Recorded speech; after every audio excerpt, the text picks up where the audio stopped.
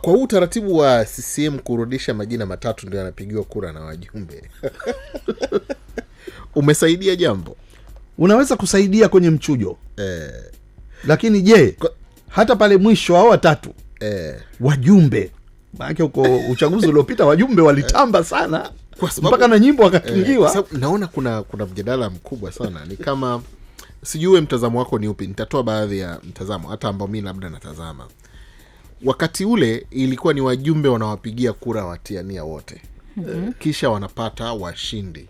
Ingawaje mwaka 2020 ilikuwa ukishinda usishinde, uamuzi wa juu ndo unasema nani yawe. Kwa mfano kama Kawe alishinda Furaha Dominic, badala yake akachukuliwa mshindi wa Gwajima ambaye alikuwa ni wa pili kama sikosei. Kwingineko kwingi kulikuwa kumefanyika mambo kama hayo.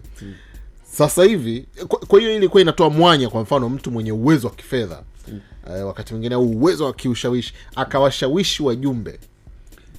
Unajua kunapokuwa bado mwisho wa siku maamuzi ya vikao ndio yanaleta mtu, kwangu mimi hiyo ni busara kubwa zaidi. Unajua demokrasia, kwa hiyo utaratibu huu ni mzuri maana yake. Demokrasia isiyokuwa na mipaka.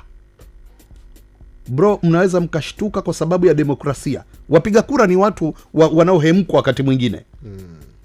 Mnaweza mkaja mkashtukia mmepata watu ambao hamkutazamia. Lazima muwe na mkono wa udhibiti. Kama hata gari kama linakunywa mafuta, wataalamu nyesi mnajua mnaotumia magari, siku unabana kidogo pampu ile kudhibiti matumizi ya mafuta. Sasa ukiacha tu iwe huru, wananchi huko wapiga kura wajumbe huko wakenda wakilaghaiwa. Kuna ulaghai wa kisiasa.